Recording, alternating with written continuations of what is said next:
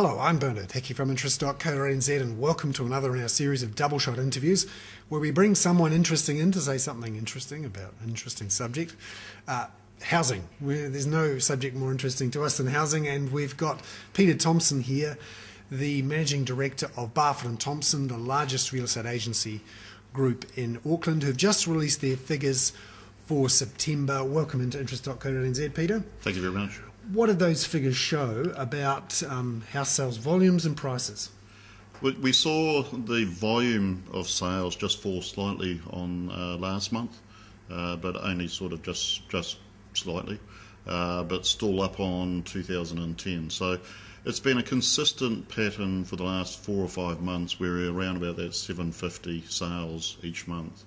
What we saw this time was a significant increase in the average sale price. So from about 530,000 average for, say, last 3 or 4 months up to 547.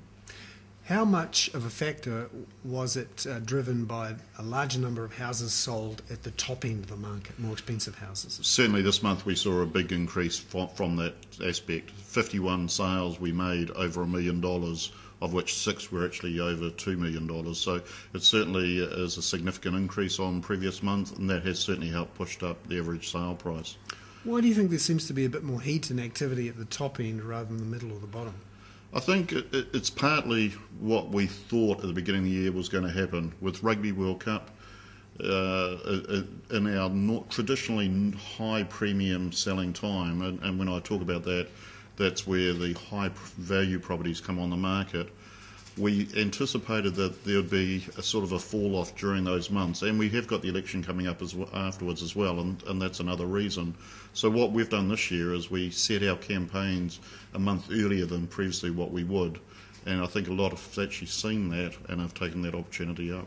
So when you say campaigns, what does that mean? That means just our marketing campaigns, talking with our vendors to get their properties on the market and explain that while the cup's on or while the election's on, there may be a little bit less activity. Not saying that houses won't sell over that period, but more activity building into the Rugby World Cup, and also have a little bit of flow-on effect possibly from overseas buyers. Do you think then that October, the month when we win the World Cup, will be a tougher one therefore for the real estate industry? I hope that the winning or losing of the World Cup doesn't have too much effect on the price, but it can have effect on the price. I think what we'll see is just sale volumes being consistent of what we've done. I think the average sale price will still increase, possibly not any more than what we've seen this month, but we won't see our traditional real peak of October, November, because we do go into an election straight after the Rugby World Cup as well. Now, looking at the various parts of the market in Auckland, where you have about a 40% market share and you're the first to put the numbers out, what parts are hotter, colder, more active, not? Again, our traditional areas like central Auckland, certainly this month, eastern suburbs saw a significant increase. Been very quiet up to over the last 4 or 5 months, but certainly the eastern suburbs saw a big increase. Devonport was an area that was very strong, with certainly $1 million plus properties, but also the likes of Manurewa and the South Auckland area saw an increase as well.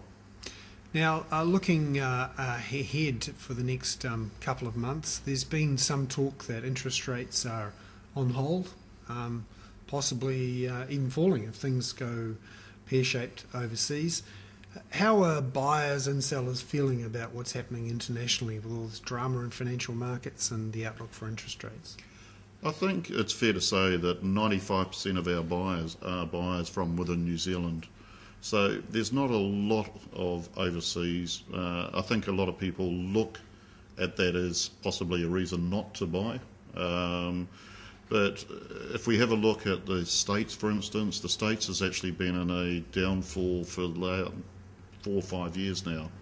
The closest market to where we look at is Australia, and Australia is experiencing different markets depending on which state they're in. So some are actually going through good times, like say Queensland, etc. They're going through good times, whereas Melbourne's a little bit slower, Victoria. So again, it's sort of A little bit of yes, no, but as I say, most of our buyers are actually New Zealanders.